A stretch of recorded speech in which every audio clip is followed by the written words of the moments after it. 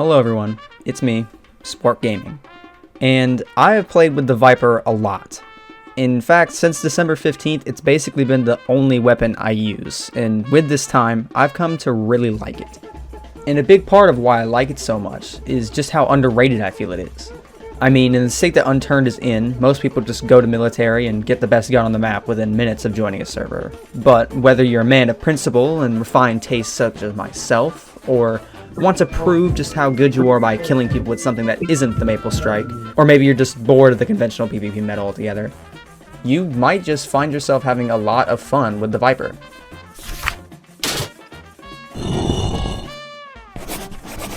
The Viper is based on an MP5, but it's nothing like your Call of Duty or even Siege MP5, because in Unturned, this bad boy is a secondary, with a profile of 3x2 slots. And with a rate of fire of 10 rounds per second and 24 damage per shot, it's in line with another rare automatic secondary, the Cobra. And to quickly compare the two, the Viper only takes one type of magazine, which holds 25 rounds, and while there is such a thing as a Viper drum, which holds 100 rounds, it doesn't spawn on maps like Washington. And for whatever reason, I can't spawn it in a creative arena.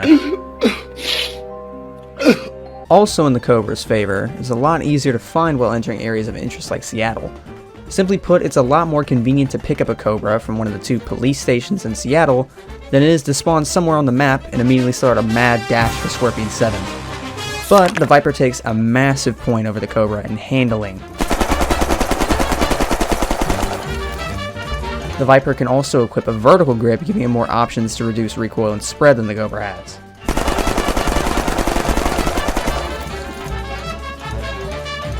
With how close you have to be to the target to efficiently kill it, the Cobra is basically a glorified melee weapon, but one that you can pick up quick and throw away even quicker. I mean, it's basically not even a weapon after you get a Heartbreaker or Eagle Fire, fucking anything, but the Viper on the other hand is actually a very competent weapon on its own. And our first case for analyzing that competency is the Viper's use on Washington. If you're anything like me, when you're playing on a highly populated Washington server, then you die fast. And you'll often find yourself looking for a new weapon to get you started again. And like I was just saying, choosing to hunt for a Viper is a little unnecessary. If you're looking for some PvP, you'll likely be running around Washington, and if no one's there, you might rotate to military. And both of these locations have weapons as ground loot or zombie drops that you'll often find way before you find a person. Like, seriously, why is no one at Seattle? It's the center of the map. What, are you guys making a base right now? Are you serious?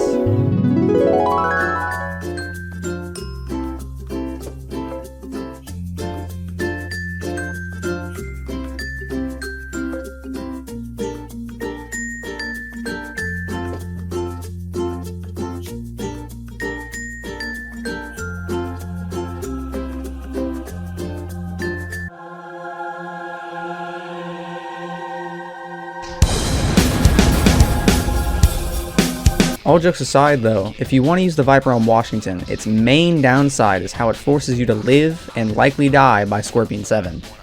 Which you can clearly see on screen has me struggling to write enough to talk about, while this footage of me making my way to Scorpion has been sped up by 8 times. I made it! I mean, occasionally someone might just be so kind as to bring you a Viper. Maybe I'm not the only one farming Scorpion for a Viper just to go to Seattle to use it. Wait a minute. Why do you have... The problem I usually have, though, is how goddamn often Scorpion is contested.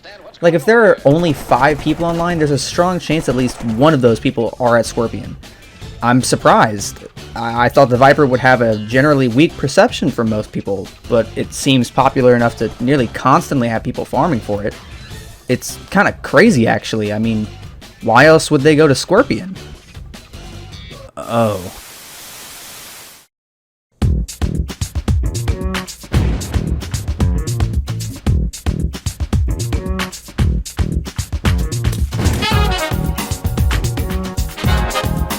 Now, I won't go too hard on the Shadow Stalker here, mostly because it isn't entirely topical, but also because I have a video plan that will discuss it along with other long-range weapons later. For now, though, I have a bit of a rant about how many people go to Scorpion just to get a Shadow Stalker. Like, why, man? It's not even good. If you're slightly out of range to use most other weapons, just walk forward a couple paces and fight it mid-range with anything in the game. Hell, on Washington, Eagle Fires and Heartbreakers are still accurate at relatively long ranges and have a much faster time to kill than the Shadow Stalker. Honestly, I'm just mad because I hate pulling up the Scorpion just to see that one of you Shadow Stalker stands wipe the whole place already. I mean, at least that means you guys are using a Viper as backup for your shitty primary, which it's not even a bad combo. If the person you're shooting at is hurt already and or has no headwear to protect them, then yeah, the Shadow Stalker will actually cover the Viper's biggest weakness, in that it's weak at long range. Don't think this justifies the Shadow Stalker though. This is just the Viper being a very good functional secondary. And by functional secondary, I mean that the Viper will provide a bit of a backbone to use primary weapons like snipers or shotguns, which are both too situational to use constantly. Which is great news for me, because I love using the blunt force. My new dream setup for Washington is a blunt force and a decked out Viper. Quickly before we go into the next main map for the Viper, I'd like to mention some other key maps I didn't feel like making whole sections for. Those being France and Germany. Now these two stick out when speaking for the Viper because they actually had the Viper as police station drops, which doesn't mean that much. On France, it's super uncommon to find at police stations, but it does have Satori Defense, where you'll probably get a Viper after killing a couple zombies.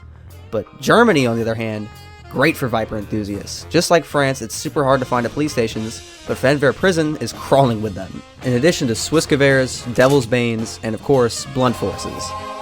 Basically, everything about how the Viper works on Washington applies to these maps, except Fenver Prison and Satori Defense are just better than Scorpion 7, and they're also way less of a pain to get to.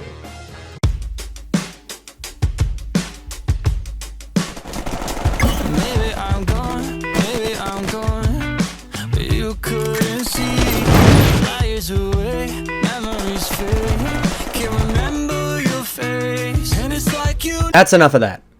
Jesus, that sucked. Alright, so just like on Washington, the Viper is a good secondary option that can support a situational primary, with the added benefit that you aren't just playing a walking simulator to Scorpion every time you die.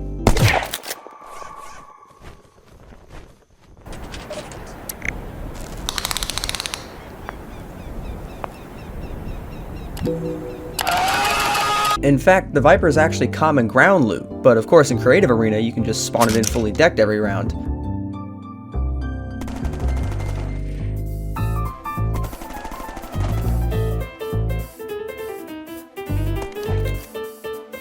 It actually kind of makes Creative Arena just amazing for getting practice in with whatever gun and whatever attachments you want.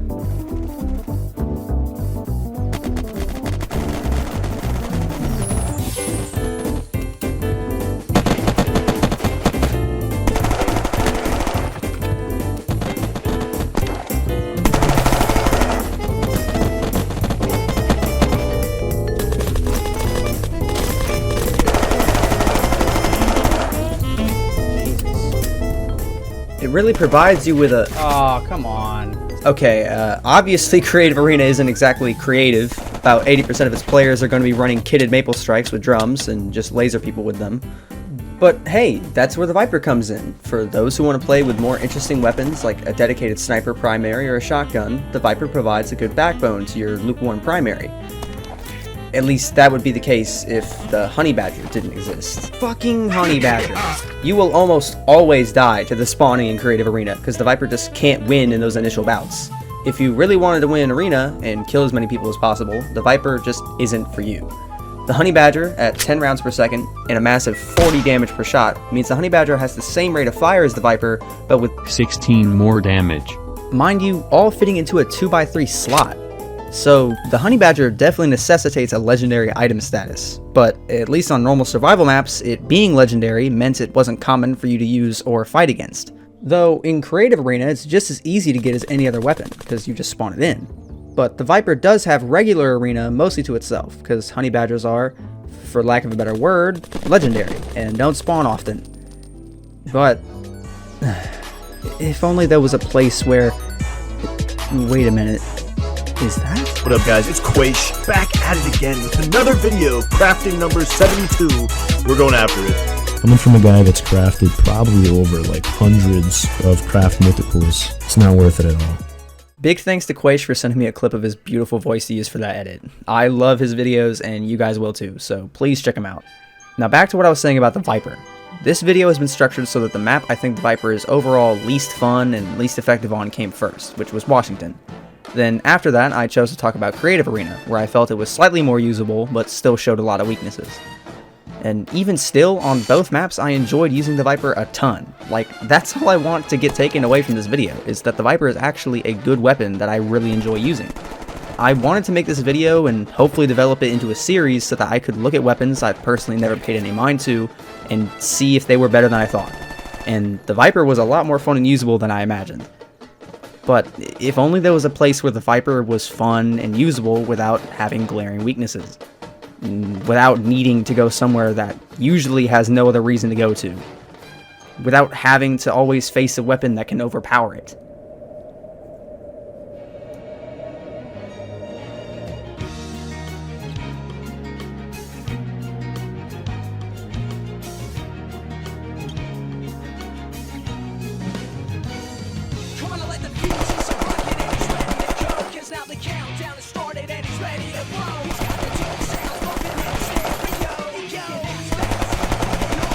Yukon is the map for the Viper. It's one of only 2 full auto weapons native to the map, with the other one being the Cobra, and you already know how the Viper compares against the Cobra. And it's not only one of few automatic weapons, it's also one of few secondaries native to Yukon. With the 1911, Ace, and Cobra probably being written off as overall not the best option, and with the Sawed-Off only being a viable secondary situationally. Speaking of situational, some of the good primaries native to Yukon are the Swiss-Gewehr and the Blunt Force. Both are options that will prove more useful at certain ranges that the Viper can help support. Swiss-Gewehr for longer ranges and the Viper to help defend closer up, and the Blunt Force for close quarters paired with Viper to give you an option for attacking from a distance. Actually, you know what? This whole video I've been arguing for the Viper's viability being rooted in its ability to pair with primaries, but because nothing else on Yukon can match this thing's firepower at mid to close range, you can just use the Viper. No more functional secondary treatment, it just is the primary now. Yeah, boy.